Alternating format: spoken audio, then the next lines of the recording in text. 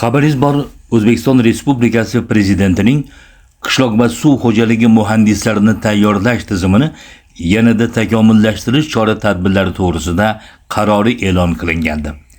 Ana shu qarorning ijrosiga muvofiq hurmatli rektorimiz Bahodir Suyunich Mirzayev universitetimiz professor o'qituvchilaridan 13 tasini tegishli hududlarga biriktirish to'g'risida zudlik bilan buyruq chiqargandi. Shu munosabat bilan ular viloyat hokimlarining qishloq va suv xo'jaligi bo'yicha ilmiy maslahatchi sifatida o'z faoliyatini boshlashdi. Xuddi shu nuqtai nazardan joylardagi jonli jarayon to'g'risida professor o'qituvchilarimizning faoliyati yuzasidan sizlarga ma'lumot berishni va'da qilgan edik. Farg'onadan qishloq xo'jaligi fanlari doktori professor Sobirjon Isayev bilan bog'landik. Bundan maqsad nima? Keyingi paytlarda suv resurslaridan samarali foydalanish chora-tadbirlari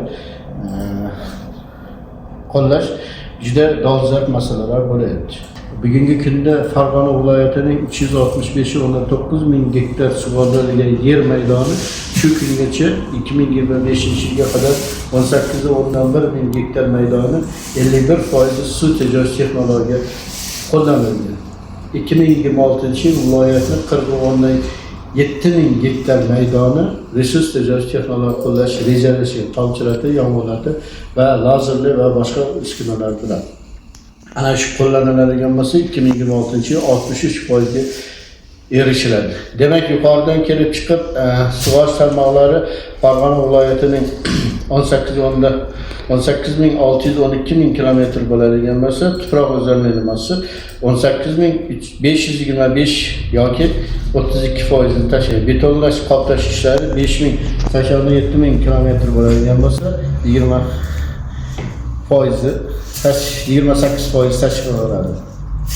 Demak, sug'oriladigan rejada 1437 ming gektar 35% ni tashkil qilinadigan bo'lsa, magistral xo'jaliklararo kanallar 79.2 kilometrni, davlat mablag'lari hisobidan ichki sug'orish tarmoqlari 280 ming kilometrni tashkil qilinadigan bo'lsa, klaster fermer xo'jaliklari tomonidan 1070 kilometrni rejalashtirilgan. Demak, yuqoridan kelib chiqib bu yerda shu narsani nima qiladigan bo'lsa, agar shu narsalarni amalga oshiradigan bo'lsa, Farg'ona viloyatida 169 dona nasos stansiyalari bo'ladigan bo'lsa, o'shaning 2026-yil 13 donasi rekonstruksiya qilish hisobiga elektr energiyalarini tejash imkoniyatlari amalga oshiriladi.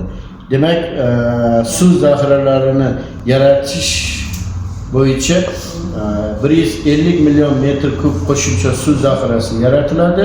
23% suv tanqisligi kamayadi.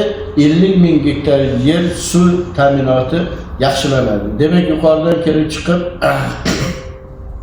16 ta yirik nasos stansiyalarini modernizatsiya qilish oqibatida 45 milliard kilometr suv elektr energiyasi tejaladi, 11 ming gektar maydon suv ta'minoti yaxshilanadi, 90% agregat foydalanish ishlari koeffitsiyenti oshadi, 40 milliard so'm mablag' iqtisod qilishga erishadi. Shundan kelib chiqib Toshkent Irrigatsiya qishloq xo'jaligi mexanizatsiya muhandislar institutining 3-kurs talabalari bu yil may oyida dual ta'lim bo'yicha